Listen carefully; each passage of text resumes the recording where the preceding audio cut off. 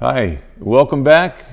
This is Jody Bush's Community House, and today we have Jackie Dillon Tondora as our special guest. And today Jackie is going to talk about an accident that transformed his life and how he gained strength from that particular accident. It wasn't easy either. So, Jack, go ahead, buddy. Well, it was a cold night, February 9th, 1980. I was working in Pittston at Valley Distribution and Storage, and a worker invited us up to his house. And we were on our way up, and we missed the turn where we should have turned off. We were on Suskin Road, and we went to turn around, and there were roadblocks, like wooden roadblocks. Right. And we went beyond them, and we didn't know, and there was nothing there, just a 40-foot cliff. Oh, boy. Went off the cliff into a rock quarry.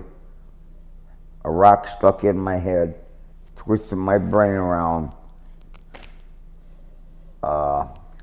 I was in a coma for close to 2 months. Had to learn to go to the bathroom again, how to function, how to eat, read, everything. And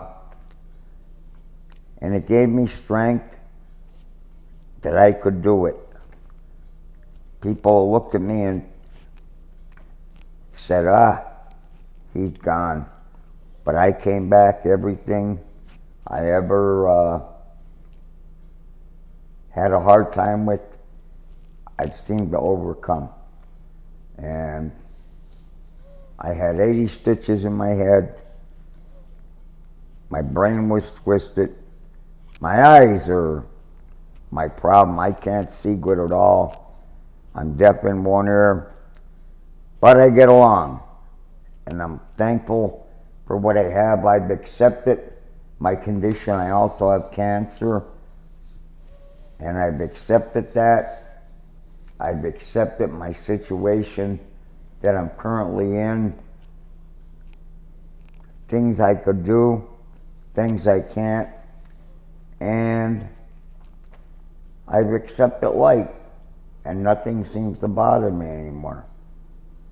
Well, that is a remarkable adjustment. I can't imagine, but like you said, you made that adjustment, you made that decision, and here you are today talking about your stories and still getting ready for the next round. Yeah. That's what I definitely like. How about your dad? I don't know where you'd like to start. I have 3 articles that you sent me, and how about the tribute paid to Johnny Tondora? You want to start with that one? Yeah, it was at the Hazelton Ballpark. Yep. Played for the Hazelton Mountaineers. 48-49. Played for the Brooklyn Dodgers organization. He played with Norm Larker, Tommy Lasorda, and believe it or not, Chuck Connors played first base. Oh, that's right. Chuck Connors is a local boy. Yeah. Yeah. Yep. That's really cool. Plains sponsored an appreciation day where they took a busload of people out, and they saw the game and they paid tribute to my dad. That's beautiful. There's another one here. Something with Reese and Cadden and Larker, always in a select class. Hyam Burnett, top hurdler. But there's your father with a baseball bat in his hand, looking handsome. Yeah. Well, that was, my dad was hitting pretty high that year, over 310, 315. Yeah, 316 it says here. Yeah, that's amazing. Wow, 119 hits and 376 6 at bats. That's pretty good. Yeah. Yeah. Then we have another one here, which is John Tondora Day at Hazelton Park. I guess that's part of that whole Yeah, other thing. yeah. Yeah. Yeah. That's some tribute. You know, you got to be proud. Yeah. And you know, for him to go that way, and to actually have all of these things, you know, going on. Yeah. But let's see. Okay. So, what else would you like to talk about, my man? Oh.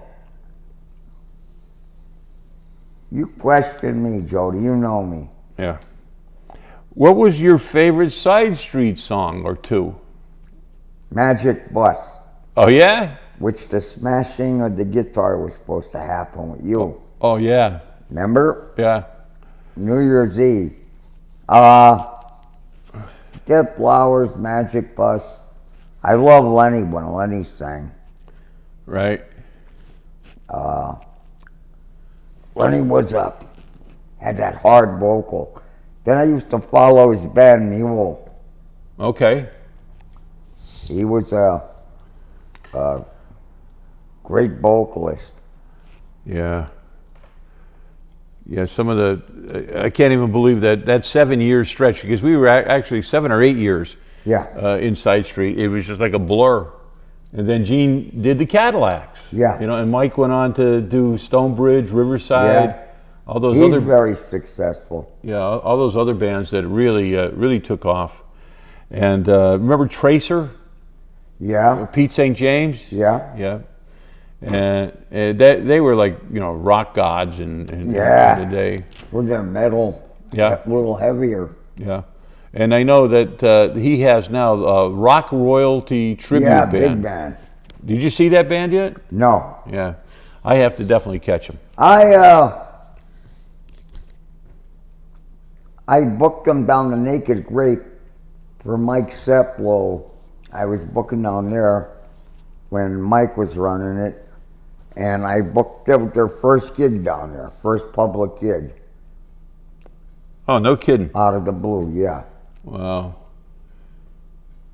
Yeah, that's some when I think about all these guys. And today, these poor kids, you know, they're upstarts, they really play well, but there's really not an atmosphere like what Yeah. we grew up in.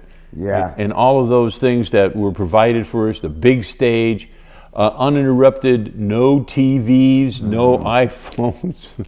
You know, where the audience and the musician connected instantly. Either Yeah. they loved you or they said, "I'm going to another Yeah. bar." You know. Now, there's none of that. Yeah, it was yeah. But you know, again, life changes, as you know, and then you just go with what's next. That's Well, excuse me. Well, what's next for me? yeah. Just to take it easy, my health.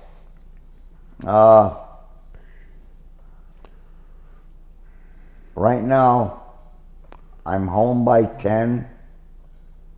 If I go out, and I'm in bed by, 2 o'clock, because I love to listen to radio talk show. Right. Coast to Coast, George and Murray, and just play it by ear and not plan ahead too far. You know? I really appreciate your help a couple years ago when I ran for school board as a write-in candidate, Yeah. independent write-in candidate. You were right along there with me, and that was a good feeling. Oh, you and Doc. You know, for your support on that, and you knew so many people. That's what the impressive Yeah. part was. They called you the not the mayor of, but the honorary mayor of Plains or something like I still that. get that. And you know, a couple I of people. still get people on Facebook texting me, there's a pothole that hasn't been fixed in 2 years in front of my house. Can you do something about it? That's a good one. That definitely is. Yeah. So I understand tonight you're going to be playing a little pool. Nothing big, just a little pool, Yeah. recreation, Right. It's have just- something to eat, a drink or two. That's about it. well, that sounds like a good system that you have going on there. You know, it's you've worked hard to battle back and to take the reins in many instances of the local music scene. Well, Jody, let me tell you, if it wasn't for people, I'll give you an example. In 1983, I went to LCC. I took a speech class. Mm-hmm. And they said, do an interview paper. And who did I interview? One of your friends, Jimmy Lux. Oh, okay. I got an A+ on it No kidding. because I knew Jimmy, I knew what to ask him, Right. and I didn't beat around the bush. And so many musicians. I think I've sang with every band in the land. I've sang at every place, every bar.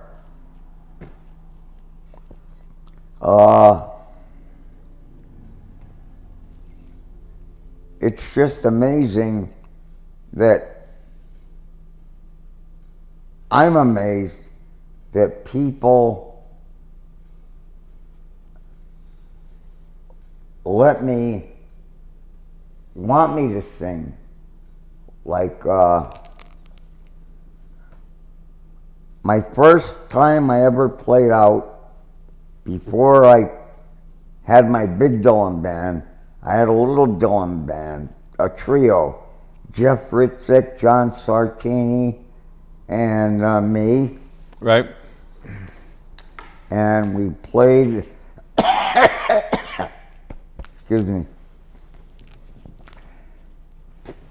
played at Schillings Yep. Jack Schilling. for Dave Capano, Right. Bobby Welsh on drums, Mark Hartman on keyboards, and Dave Williams on guitar. And we did a few songs. I invited my friends down, they came down, and that went good. And then I went over to the station not long after in Peanuts, the little bar, and Donnie Chappelle and Lenny Kissel were playing. And I was yelling out requests, Dylan, Dylan, Dylan. So they came down talking, they're both Dylan fans. And they asked me to do a song. So I did a couple, and we started talking about forming a band, and Donnie had all the ideas. Donnie was the idea man. We had a great band. We played different states. Charlie Hannibal, the Revival, helped me out tremendously. He let us open for them on the road. We get experience. Mike Sparazza and Riverside, we did a couple gigs with them and went great. And I just appreciate so much the people that helped me, and contributed to my state of mind, boosting my confidence, and it was just great. And probably the biggest thrill I ever had in my life was 1985, before Schillings. My inspiration. I went to see the band at the station on a Sunday. And I was good friends with Tom Welby.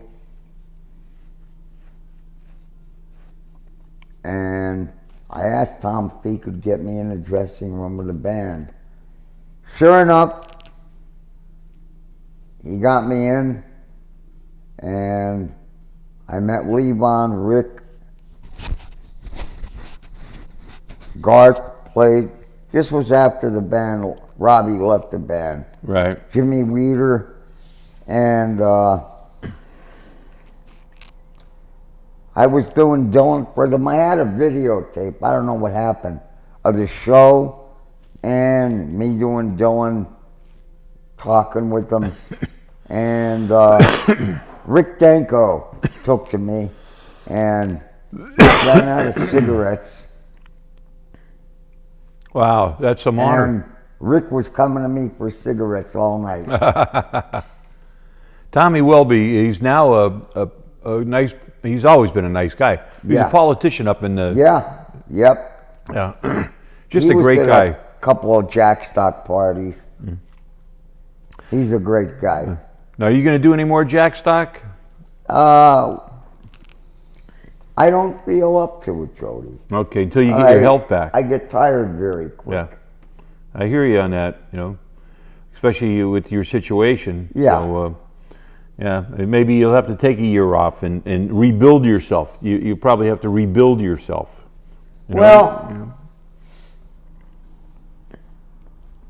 I'm not worried. I have no family, no immediate family. So it's basically me out in the world. I'm an orphan. So, playing it by ear, day by day, I feel great. My brain works great. I still have that click for booking bands, and otherwise, I have nothing to complain about. And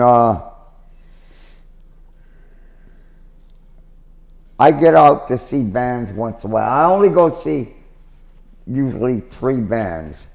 That's Oz. They're great. Yep, they are. They were at Jackstock 1 29 years ago, Frankie and them. Oh yeah, great guys. Oz, Cartoon. You saw Shaken now, right? No, I didn't see them yet. That's Frankie and Matt's other Eddie band. Money Show. You know, they do it well. Eddie Money, they nail it. Yeah, I got them their sax player, Brian Banko. Yeah, Brian. Yeah, I got them. Yeah. I talked to, who's that, Bobby Lux? Yeah. I talked to him, and he got in touch with Brian. Yeah, I think, you remember when Stingray used to have his jam nights down Yeah. in the bottom of, Yeah, what the heck was that place in Plains? Lispy's. Yeah, Lispy's. I remember meeting him here. He'd be walking in like a little kid with his sax and wanting Yeah. to play, you know. Yep. And like, you know, he'd get up there and go, hey, this kid's pretty good. Yeah. All these years later, he's hitting it. He's nailing Came it. a long way. Yeah. But you just named a whole bunch of people, and there's a lot more to go. Yeah. Well, Take a break. yeah.